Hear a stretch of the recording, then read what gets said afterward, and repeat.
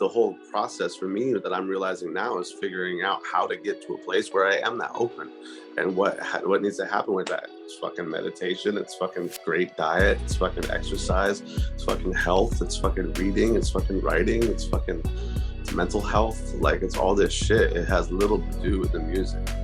I believe that like our souls are here to grow and learn and become like higher vibrational beings. And I think this earth experience is just a part of it.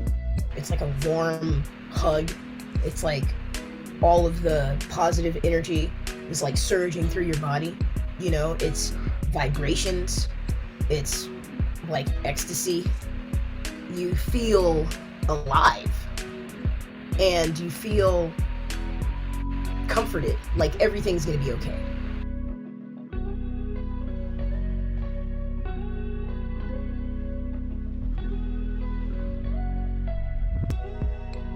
Here we are on the Weird Music Podcast with Nick Cassarino, the Nth Power. Fucking love the Nth Power. So, man, Nick, one thing I love so much about you guys, it's about way more than just the music. And I mean, you can feel that through the music. Can you talk to us a little bit about Nth Power's mission and like what your guys' purpose as a band is, and really what the inspiration behind Nth Power is? Simply put, the Nth Power is on a mission to change and better the world through music.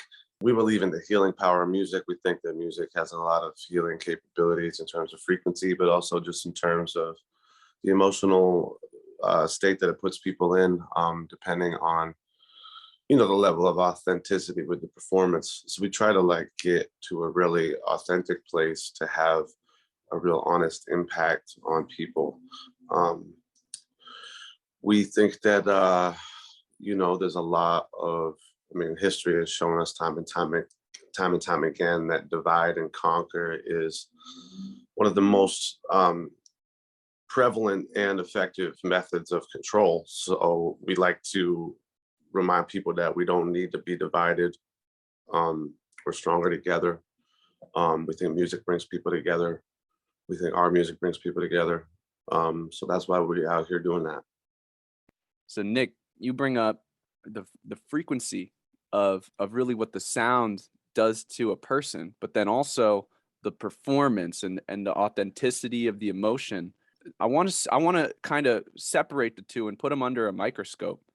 So first and foremost, I think we should talk about what I think really sets the Nth Power apart, which is that authenticity and the sincerity, bearing your guys' souls on stage.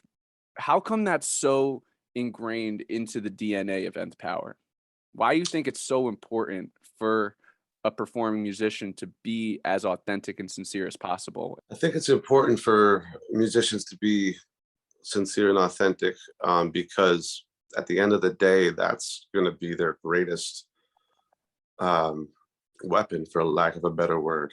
That's going to be one of their greatest tools, because their authenticity and their sincerity and their honesty is basically another word for their communion with their higher self, or their communion with the spirit, or communion with anything. And that's the only thing that they have that nobody else has. Like, everybody will play everybody under the table. I say this all the time. You got a fucking 12-year-old and fucking wherever the fuck that's shredding everybody to death. Under, like, everybody can play. It's 2021. YouTube's been out. It's dope. It's awesome. Music is everywhere. People are killing it. But the only thing that is like truly one person's is that level of like in the zone. That level of communion with the spirit, that level of honesty and being, you know, being who they truly are. So I think it's important for musicians to do that for that reason. But like, also, I mean, in terms of why the Nth Power is like that, speaking for myself, I grew up with a musical family. My parents play music. My brother plays music. My grandparents play music. That's just who I am. That's just who my family is. We've been like that forever. Everybody's just like, ah, here it is. I mean, this is it. You know what I mean? So like, for that, I'm truly blessed and privileged that's being authentic and sincere and honest has never been something that I needed to work on. I feel really blessed for that. Speaking on Nikki and Nate, I can't really speak on them fully to that level that I can speak on myself, but what I can say about them is they seem like they've been coming from a honest and sincere place from jump too. Like they do the same thing. So, and I think they do that because they understand the importance of it, and I just think they understand the importance of it, especially culturally right now. There's so much smoke and mirrors all the time.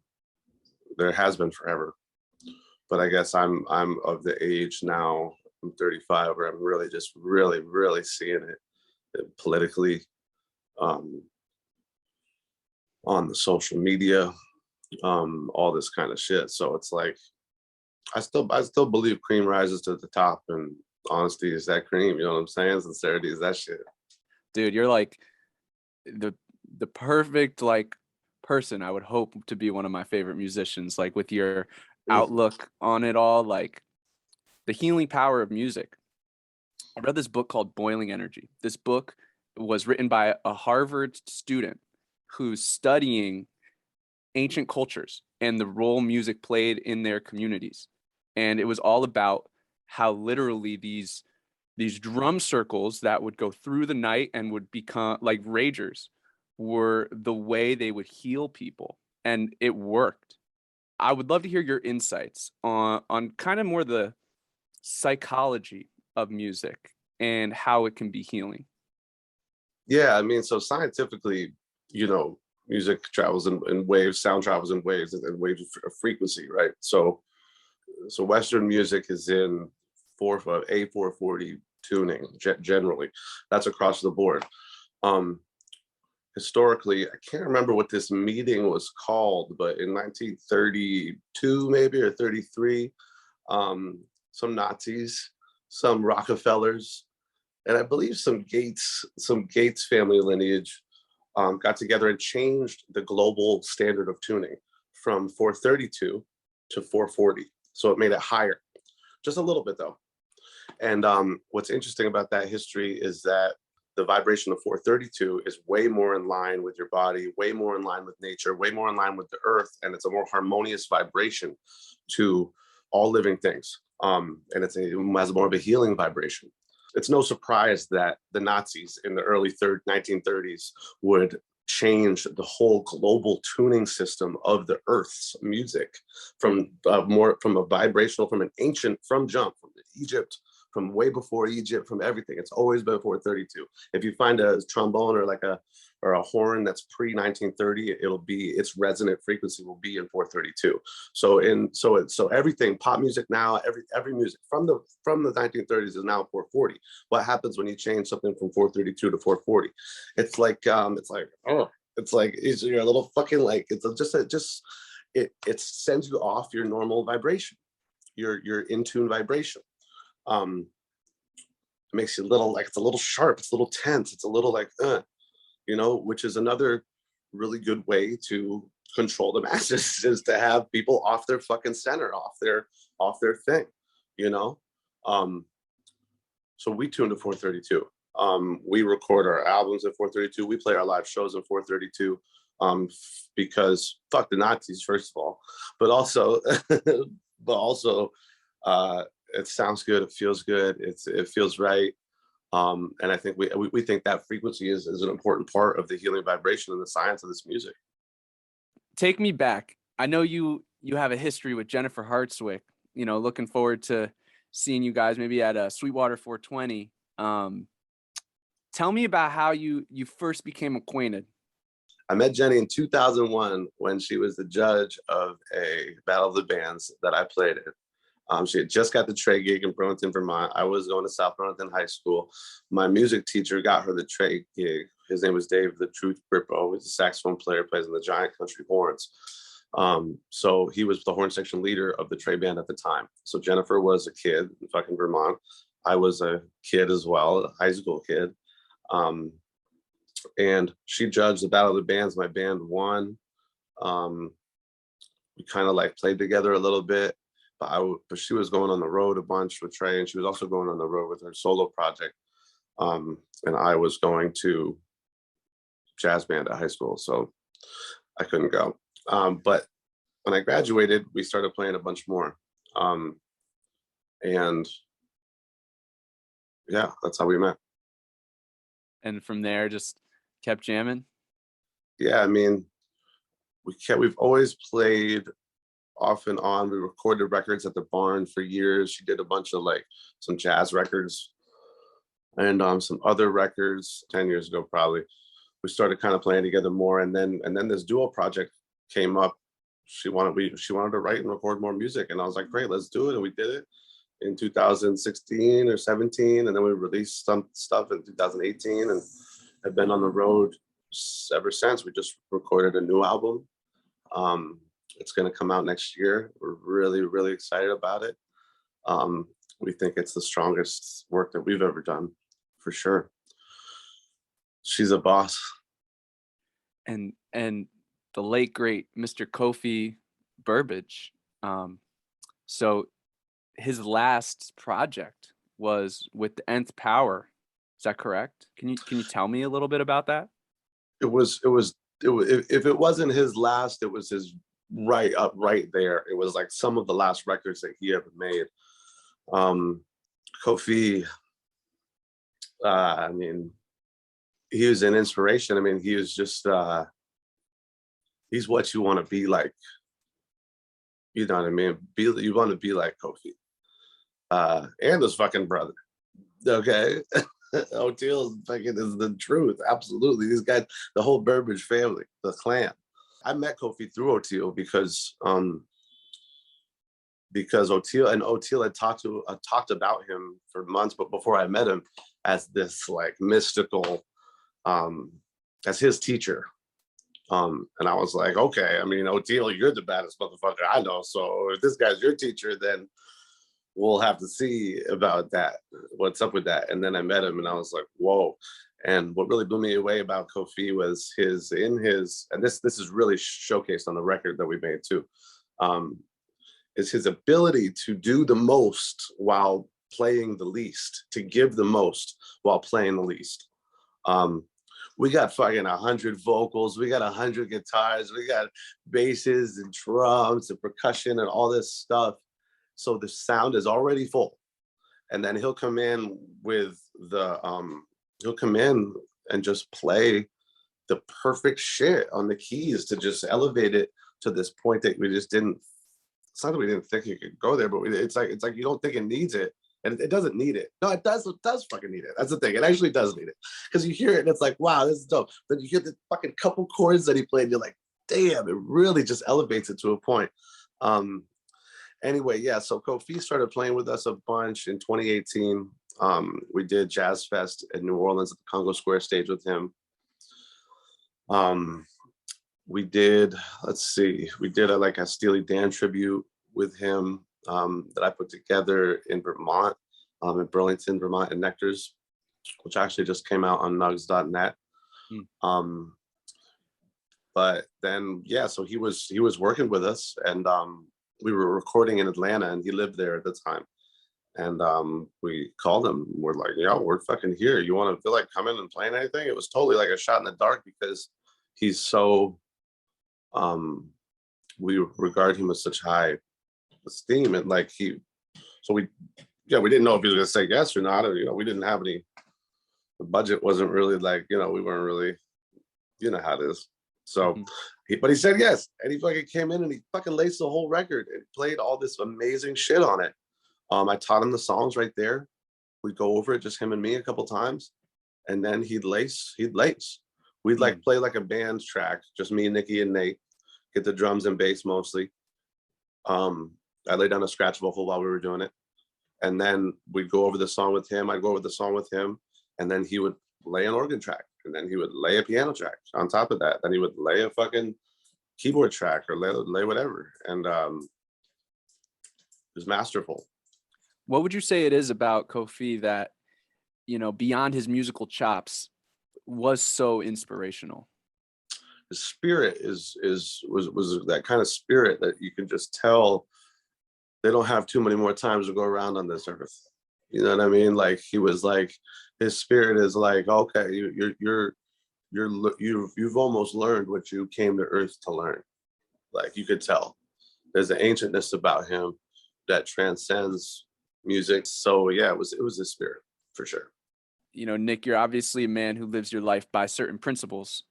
And from the perspective of being a touring musician, you know, you're a source of community and of healing for us fans. But like, life on tour can be so fucking brutal. What principles do you live your life by that you think, you know, put you in a situation to do what you do night in and night out?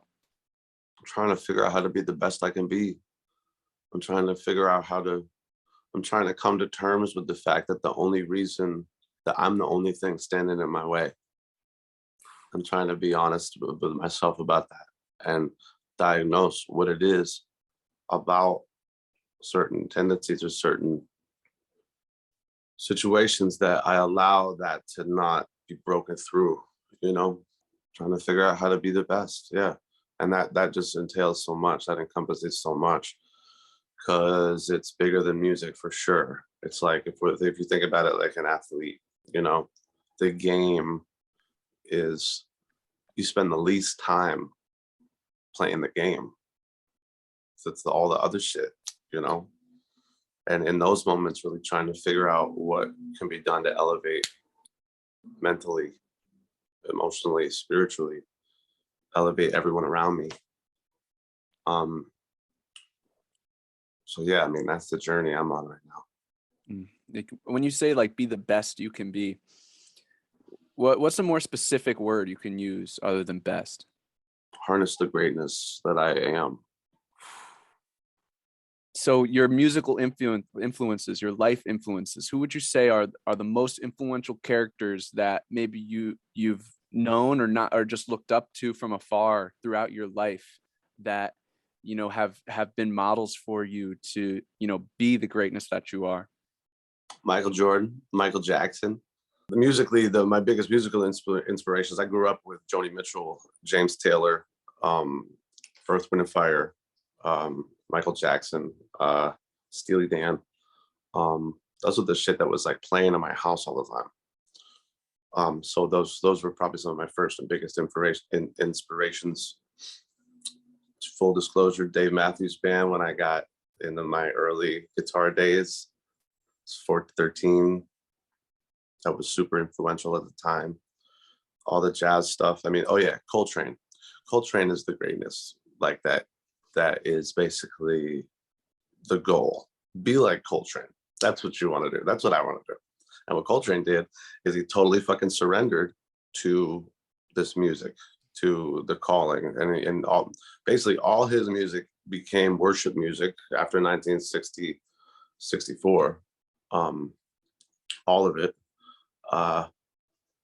And he devoted his life to it. He gave his life to it. And he took things so far beyond even anybody has since then. He's the model of devotion to the craft and to the art that is the goal for sure. The craft of songwriting. Is that a spiritual practice for you? Like, what's your approach to songwriting look like? Lucky. Sometimes I feel it and I'm like, oh, I gotta write this now. And other times I try to write stuff and I can't figure it out. So it's not ironed out yet. It's not like there's not a formula, and it's not a practice enough. That's part of the greatness that is I'm striving for right now, is to try to practice it more and to be about it more, because that's the direct line, you know, with the higher thing is the writing, like from there's nothing and then there's a fucking song, you know what I mean? So yeah, that's what we're marching towards. How would you advise like a up and coming musician to keep themselves open to that connection that could lead to, you know, the most pure, greatest songwriting and music in general? Study the greats. Study. Meditate so you can silence the mind. And remember, the surrender is the name of the game. You got to just stay open. But again, like, that's the thing, like, to do all those things, to be open to the spirit on that level, and to be open to the messages and the messages from the universe, you have to be like a vessel, like a channel, like a clean, clear instrument, you know. I used to think drugs and alcohol helped me, and they did probably at some point, but they don't anymore. The whole process for me that I'm realizing now is figuring out how to get to a place where I am that open, and what needs to happen with that. It's fucking meditation, it's fucking great diet, it's fucking exercise, it's fucking health, it's fucking reading, it's fucking writing, it's mental health. Like, it's all this shit. It has little to do with the music. What's a book you've read that's had the greatest impact on you that you can remember? I've got a couple book I'm reading. I don't read that much. I don't read enough. This one book though that I really did like. Anything by James Baldwin. He's probably my favorite author. There's another book. It was called, oh Lord, I don't know if I'm gonna remember the title of it. It's amazing. It's about past lives, and it's about past life regression therapy. And this therapist, and it's a true story, and he's giving these two people, it's called Only Love Is Real. Okay. And it's about these two people that are going to see this past life regression hypnosis therapist, and in these hypnotic states they start describing these traumatic experiences in their past lives, and they start talking about each other's past lives, like from different roles. And this guy's like, holy shit, these fucking people are talking about the same fucking life. And he fucking started putting them closer and closer together in the schedule, and they started seeing each other, and they ended up getting married and fucking whatever. But one of the most interesting things about that book is the parts in between lives, when the soul goes to rest, or like goes among a council of master souls, and like the words that are channeled in those moments are the most intense and the most liberating, I feel. Talk about souls traveling in packs, which is super dope. They talk about how like your soul goes through these lessons, these life lessons, to learn things and to evolve, and to like to elevate to there's different levels to this shit, even in the solar place, you know. I would be really interested to hear your take on what lies, beyond this life here on Earth. Like, mostly all of us have had to handle feelings of grief. We've had to contemplate death, and I'm curious to hear how you think of death, and what you think death is, and maybe how you've handled grief in the past. I've handled grief all kinds of ways. Checking out, checking in. It's been said before, but you can only control the shit that you can control. So like, if something's out of your control, you got no chance but to surrender to it. How to handle grief, everybody's got to process their process differently, but I know that in surrendering of the grief, like, it's like you can at least try to let it go and let it pass through. But what do I think of death? I mean, I don't know much about it, but what I hope it is, I think it's just a transition for sure. If it's true that energy cannot be created or destroyed, then our energy sticks around in the universe. But yeah, I believe that like our souls are here to grow and learn and become like higher vibrational beings. And I think this Earth experience is just a part of it. I believe in reincarnation. I believe in more worlds than Earth. I believe the universe is huge, and there's other planets and galaxies and living things out there. I believe that death is just a transition to another chapter. And I fear the pain of death, but I don't fear the transition. Amen. So the Nth Power, Nick Cassarino, Nikki Glaspie, Nate Edgar. You have such great band chemistry. Like, what's it like playing with Nate? Yeah, so playing with Nate's fucking dope. He's a G. He's a boss. He plays like it. Playing with Nate is like you're safe. It's like, whatever is gonna happen, you got Nate off. and he's fucking handling the bass. He's taught me a lot in terms of pocket, in terms of feel, in terms of the roles of like of what a bass player is. I'm a bass guitar player. He's a bass player.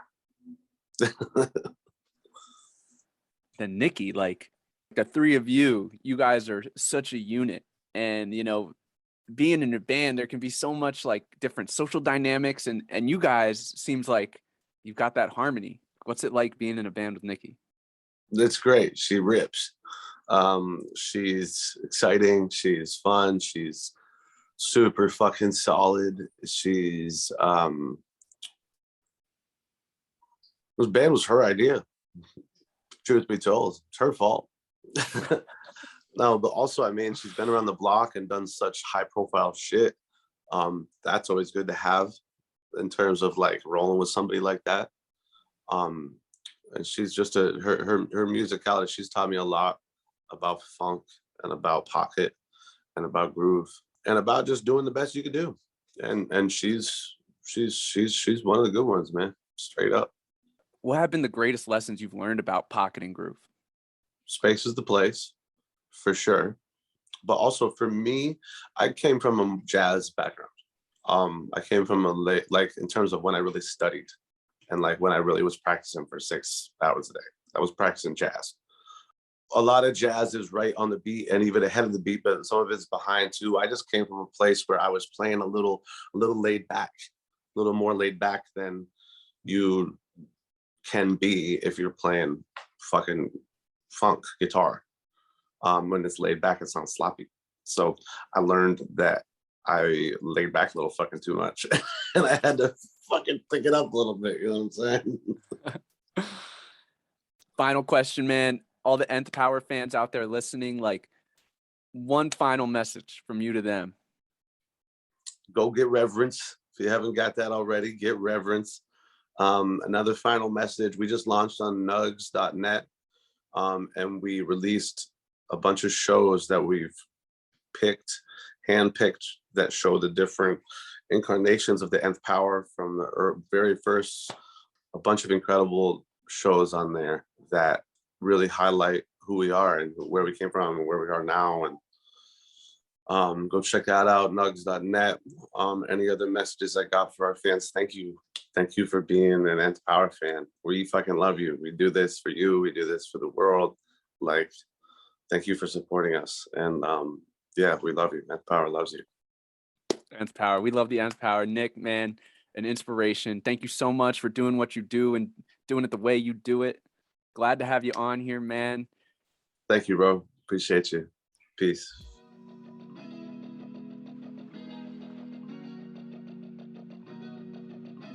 We got Nikki Glaspie, Nth Power, unreal drummer, great vocalist.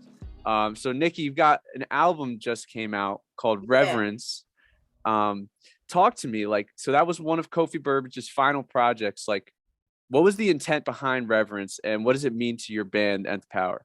Yeah, I mean, the intent behind Reverence is our intent behind like all of our music, which is to promote healing, you know, and basically just try and make people feel better, you know, let them know that they're not alone and that they're loved. Because there's so many people that are just walking around hurting, you know, and they don't. A lot of people don't even know they're hurting, but you know, um, yeah, that's pretty much our intent and like why we exist is to use music to help. Was there a point in your life where you realized just how powerful music is? Yeah, I mean, it happened. I mean, it was something that always happened constantly, you know, that made me recognize or understand how important it is. But I mean, I grew up in church. I grew up playing music in church, and at a very early age, I, you know, saw how music spoke to the soul or to the spirit, I should say, you know, and the connection there, you know, music just kind of like transcends and takes people to a different place and you know, puts them in a different mental state, really, you know. So understanding that, and also in my travels playing with different musicians, I saw the impact of it, and I basically wanted to use it for good. So that's how the Nth Power started. How do you approach songwriting with that in mind? Well, it's always in the forefront of the mind. So that that is the approach. Like everything that we write, we want to have substance and meaning, you know. There's enough songs out there about partying and, you know, drugs and whatever, that doesn't really matter. So, we wanted to write songs that matter. Songs that matter. Yeah, songs that give people, a positive message and not a negative one, that build instead of tear down. Absolutely. So this is one of Kofi, one of his final projects. What was it like playing with him? Like what is he like? Super incredible, man. He was just like such a beautiful human, just like a sweetheart, and he had that approach to music. He knew how important it was and what it could do, the power of it. And I think he found that out at an early age as well. I mean, he was a prodigy, like he was crushing the flute when he was like 8 years old. So yeah, he got that very early on, but it was incredible just like spending time with him and sharing a space with him because he did understand some things that, you know, regular people, I'm not regular people, but other musicians don't, I should say. Like what specific things, if you don't mind me asking? Just like a mood, like how to pull an emotion out of a chord. Do you write lyrics? Yeah, I do. I'm not the like principal lyric writer in the band, but yes, I do write lyrics. I'm curious to ask you. I know you see language as something more powerful than just the words we say. You know, our words that we use, they create our life, Mhm. the words we think. Yep. Um, and I'm curious to hear your take on how specifically writing lyrics really takes that a step further.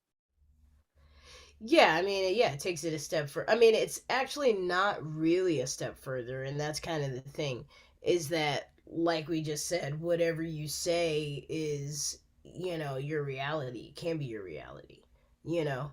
So yes, obviously, lyrics are powerful in that way, especially when you repeat them, you know. But they kind of, I guess, become sort of a mantra. I've seen it manifested like in our songwriting for sure. Like the song "Truth," we wrote that like years ago, but it is so relevant today. And unfortunately, I think it will continue to be relevant. You know, uh, which is like so unfortunate because you would hope that at a certain point, like we as human beings make progress. And yes, we have. We've made technological advancements, we've made medical advancements, we've made all sorts of advancements in that sense, but not as uh like mankind, like caring for mankind, you know. Um and actually, I guess I can't even say that because there are people that do care for mankind, and I feel like the number of people that care for mankind is growing. I guess I should say that um, the number of, well, we use the word elite, but whatever, the 1%, the people that actually run the world, like those are the people that we hope to influence, but those are the ones that are the warmongers and the people that actually make decisions that are not the best for humanity. Hmm. So, it's reaching those people. You know, you've played to those huge crowds. You've played with musicians people dream of. You've experienced like those mountaintop goals kind of being a musician. What I want to ask about is like having played to such big crowds, was there this feeling of like, what was the degree of satisfaction like? Huh. Um, I would say that, like, first off, I'm grateful. Obviously, success is defined by the person, you know, who, like, it's defined, my success is defined by me. Your success is defined by you. And, sure, other people would deem me successful. I personally, uh, I have not reached my full potential. So I would not say that I have succeeded because, like, my mission isn't realized or accomplished. I would say I'm still on the road. I'm still on the trek. Playing in front of big audiences, like, I'll say this: night in and night out, I looked out into the crowd and said, "Wow, oh my God." Whatever. This is 20,000 people, 50,000 people, 100,000 people. And I thought, what are they getting from this? How am I positively impacting these 50,000 people right now? Like, what is actually being said? What is being communicated to them? Because that is a rare opportunity that not a lot of people have. So, in that, I would say is how the impetus for the Nth Power started, because I wanted to say more. I wanted to give these people more than what I was able to give before, playing behind someone else and, like, whatever their message is. It's like their message wasn't necessarily my message. What principles do you think it is like about you and the way you live your life that have kind of led you to where you are? I mean, that would just come with living life, honestly. Like, I've seen terrible things. I've seen horrible things in my 37 years of life. And I want to change it. I want to be part of the reason that those things change. Because no one should have to go through or deal with the evils of the world. I know they exist and it's kind of like human nature. But that's kind of what I want to try and get to, or like understand, just like while I'm here, is why do these things exist? How do people uh, carry out these acts of evil or terrible things, without feeling something? I don't know, I guess, like, I'm a sociologist in that way. I like to study people and see, how they interact and what makes them tick, and so on and so forth. But that would be, that I could use the music to, to get there, to be the vehicle to get there, to really understand it and try and influence others to do better. So that's kind of how I got there, is, staying in a hotel that is so lavish and ridiculously rich, and looking outside the window and seeing someone living on, like a tarp is their house, a stick in a tarp is their house, and I have an abundance of all these things. It's like, something's not right, you know? Something's not right. So, traveling and seeing all of that, like, it's not just here in America, it's not just in Asia, it's not just in Africa, like, it's all over the world, and it's something that we need to fix. There's no reason why, because we have such an abundance of an excess of money and materials and resources, why someone has this much and this person has so little.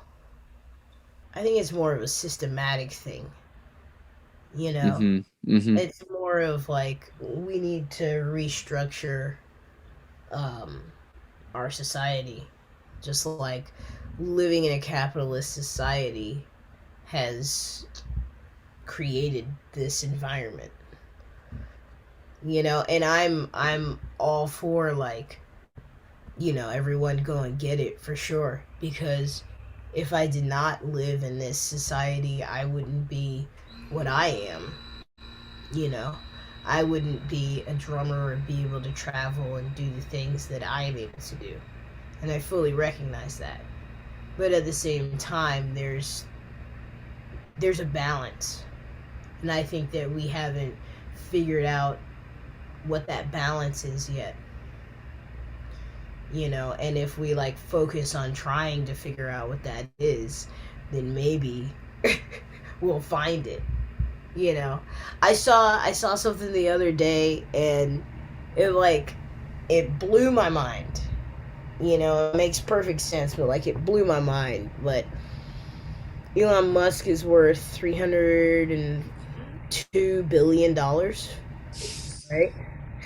So if I or you made $1 million a year for the next 302,000 years, we would have $302 billion. It's hard to even picture that number. I know it's hard to picture that number. It is like $300,000 million. You know, like it's insane. It's gonna start like a city on Mars, some shit. Yeah, but I mean, but that's really like that's what he actually is I doing. know. It's like, yo, we gotta fix this first, you know. And I feel like that's kind of like the thing is like, let's fix this before we try and go out there. We don't even know what's out there, you know.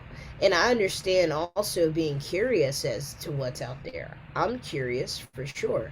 But then the whole idea of weaponizing space, like, you don't know what's out there.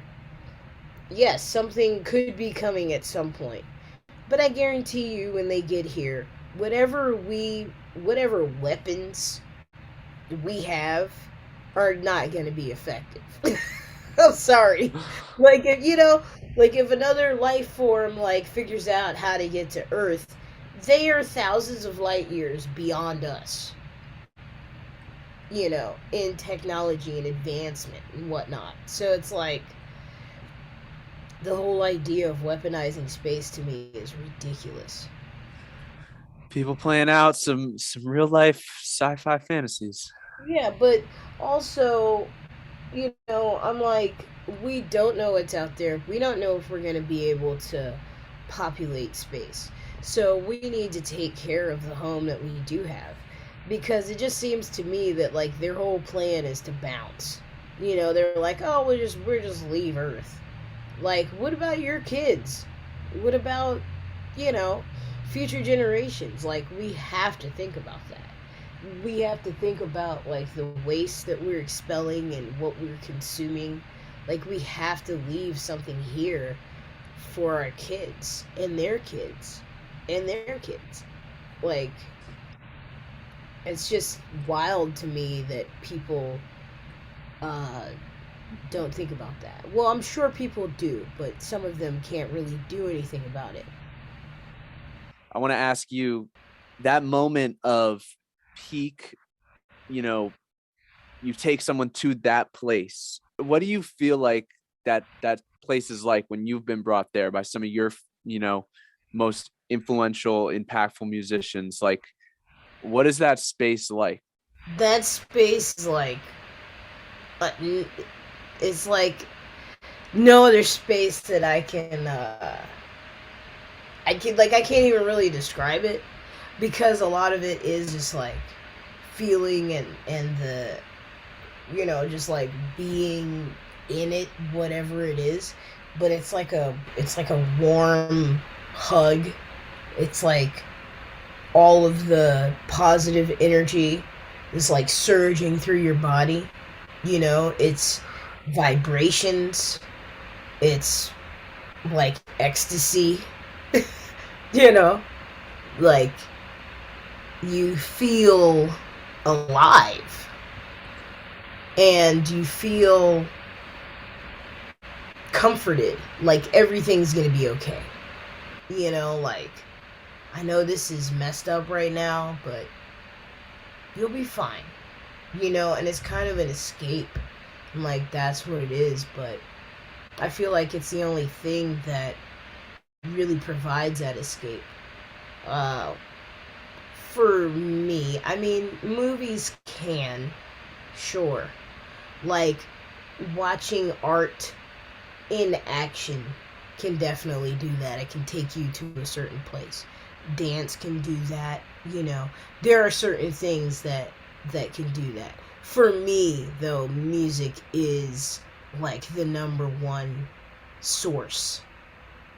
Um and I think that it probably has to do with vibrations. Absolutely has to do with vibration. Like you can feel it in your body, you know, like cellularly. You can feel the vibrations and it speaks to your body, to your soul, to your spirit. And you know it when it happens. Final question for you, Nikki. How do you intend on, you know, all your guys, the Nth Power and everything you guys are about, how do you intend on your music impacting the listeners? What my intention is healing and also the escape, providing the escape and letting people know it's okay, you know, like we deal with darkness every day, you know, but it's like you have to look for the light. And also, you know, it's about balance, like yin and yang. Like you can't let the darkness, you know, overtake you cuz it's there. And for a lot of people it does, but it's just like trying to get people to come towards the light a little more, or just see it a little more than what they normally would. My intention is to just help people get that feeling, just the connection to the spirit world, the spirit realm, God, whatever you want to call it, the universe. You know, I think that a lot of us get stuck in semantics, and you know, you can call it whatever you want, you really can. But it's just like the higher energy, you know, that connects all of us. Well, Nikki, you know, thank you for all that you do for all of us. Last thing as we wrap here, like what's your message for any Nth Power fans out there listening right now? My message is we love you guys and we're gonna keep doing it. We're never gonna stop. And we hope that, you know, you spread the word. You know, tell all your friends and your family, because we gotta get the message out there. And that's what it's about. You know, a message of hope and healing and love. Because if we just loved each other a little bit more, we'd be okay. You heard it here. Yeah. Nikki, thank you so much. Yeah. Nth Power. Thanks for having me. Nice Hell talking yeah. to you, man.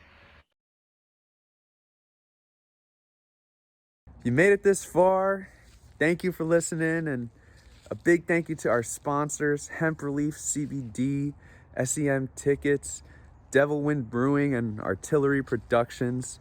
We got links in the description below. Go check out all the awesome stuff they've got going on, and yeah, much love, everyone.